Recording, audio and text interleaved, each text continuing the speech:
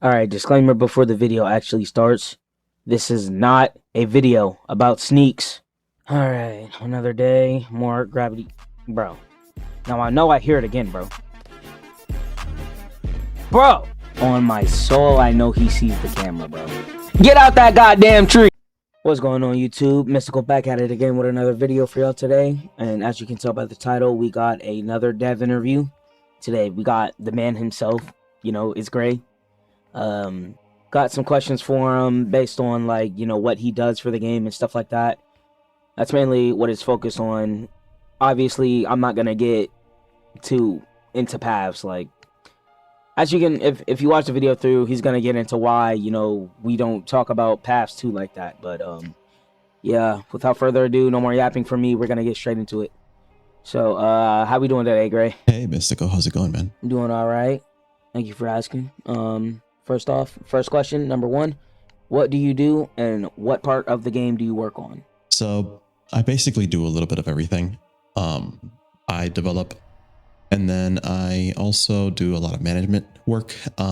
Essentially most of the VFX when it comes to moves, skills are done by me. I have a lot of direction input when it comes to things that are made. Very minimal scripting, very minimal work on accessories, very minimal. I just do basically a little mix of everything. There isn't something I don't do. My biggest thing is more so managing, kind of watching out, seeing what devs are doing, making sure everything's going smoothly, and just kind of making sure the updates are kind of planned, communicated, and just overall well thought out. All right, question number two, what's your favorite thing about DBOG?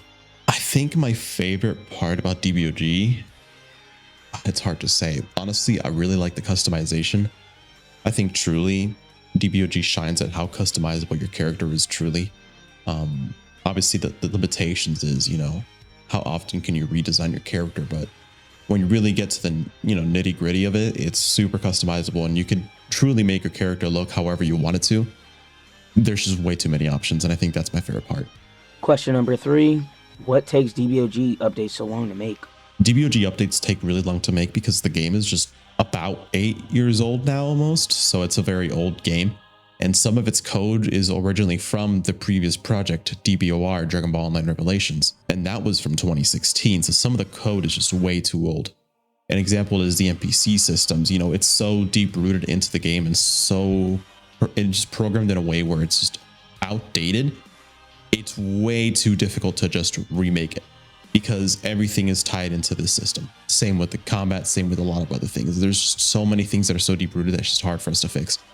And if we want to make changes to anything, it takes time because not only do we have to make a change to one thing, we have to go through the entire game, which is several lines long to kind of redo it. As an example, if we were to make DBOG from scratch today, it would take about the same time it would take us to redo the entire NPC system to build it for current DBOG. Question number four, are you looking for more developers or helpers or anything? We're always really kind of looking for more help. It just depends on who the right fit is. Not everyone's going to be the right fit. A lot of people are kind of just in it for the clout, or they're just going to be in it for the money. And we kind of need someone who's more so in it for the game itself and the vision we have for it. So finding developers is hard. Number one, budget. We're not a big game. We're not really actively trying to make income. We don't have some of these super gambly type mechanics in our game. There's no re-rolls for, a clan or anything silly. So you don't really make a crazy amount when it comes to DBOG. So our budget is on the lower side on Roblox. And then number two, it's just really hard to find people. You know what I mean? Question number five, why don't y'all show more sneak peeks? We currently aren't showing more sneak peeks only because we want to start showcasing more of the finished product when it's kind of in its final stages. Ultimately, whenever we drop a sneak peek, it's always not enough for the community. This is from statistic and analytics. The unfortunate truth is the majority are, don't appreciate the sneak peeks when we heard feedback. So truth of the matter is, if there's no real feedback to be given, it's just negative comments and not real good criticisms that we usually just kind of make and plan depending on purely analytics. And truly just as it stands, people don't have a lot of not even positive, but not proper criticism. Like if you're going to sit here and tell me that the game is, bad, Okay, great. That's not helpful. But if you're going to be like, hey, the game is bad because when you do this in combat, you know, X happens, that's better criticism. And we haven't really seen much of that analytically speaking. So as far as this update goes, we're going to be really silent on sneak peeks just because there's really no point, especially if there's no positive criticism to be seen. So we're going to wait until we have more of a finished product, and then hopefully we can see better criticism there and just make improvements when we have, you know, more finished stuff to showcase so that people can actually make proper criticism for. Question number 6. Why do y'all keep nerfing the gravity chamber, bro? Like, come on now. The gravity chamber was just really overpowered. Like, it wasn't intentionally made to be so OP in the beginning. The hard part is if you use the gravity chamber the way it was intended to be used, it was a fair way to level because it wasn't incredibly fast. But because people cheese it by kind of like sneaking in out of the safe zone, using a spirit bomb, going back in the spirit chamber, and then completely bugging it and killing all the NPCs in like 3 seconds, and you get a metric ton of XP because you found a way to cheese it. That's why we find the need to nerf it. Obviously, we could make changes to how the chamber plays out properly, but at that point, that's more work than we're ready to provide it when we have so much other things to take care of. So we had to just nerf it and just let the strategy be kind of like the strategy for it. We intentionally made it in a way because we had an intended gameplay mechanic in mind, but players found an alternative way to kind of cheese the system and get a lot of XP, which ended up causing it to just be brokenly OP. We all know it. Don't lie to me. Look me in my eyes. What? Don't lie to me. You know it was broken. Don't lie. Question number 7. How would you recommend a new player to level up? A strong recommendation for new players to level up is if you have access to the hyperbolic time chamber, at level 1, ignore all your quests, go straight to the hyperbolic time chamber and just do the training mini games. I promise you it will make you like level 100 in probably like 15 to 20 minutes.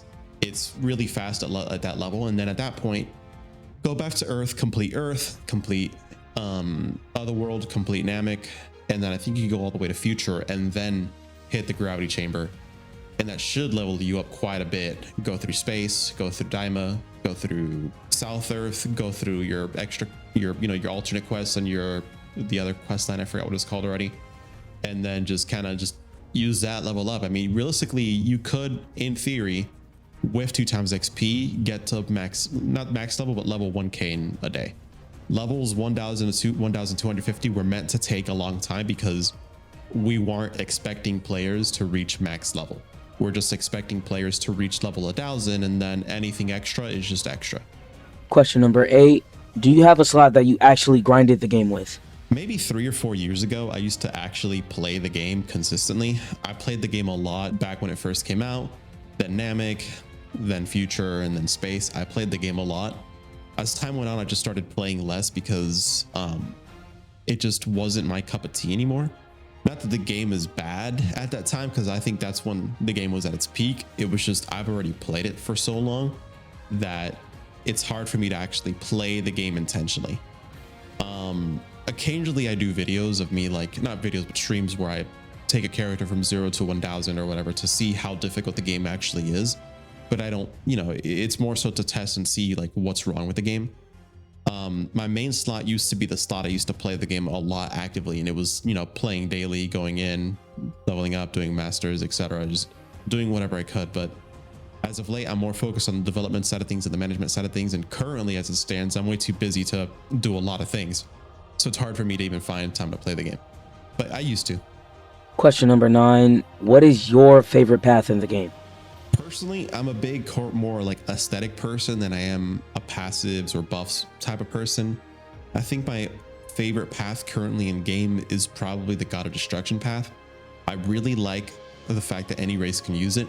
It's a nice color. I like it that it's a simple kind of aura, and it just looks good with any race, no matter what you choose. Now, let's say you're like neon green and neon like cyan, and that's your character, then yeah, Kaishin isn't gonna like look good on you, which most stuff won't. But I think Kaishin is just one of those like paths that basically anybody can use and anybody would look good using because it's just a genuinely good looking form. All right, and last but not least, what path are you looking forward to seeing players use the most once path Oh my god! What platform are you looking forward to seeing players use the most when Paths 2 comes out? Thank you for having me, Mystical. Like speaking to you, like speaking to the community.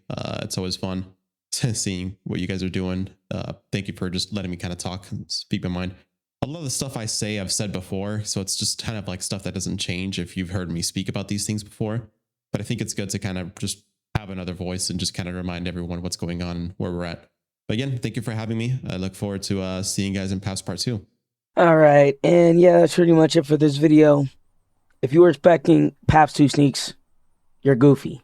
Respectfully, you're goofy. As Gray said, he wants to show off a finished product, not something that was in development. All that aside, I hope y'all enjoyed the video.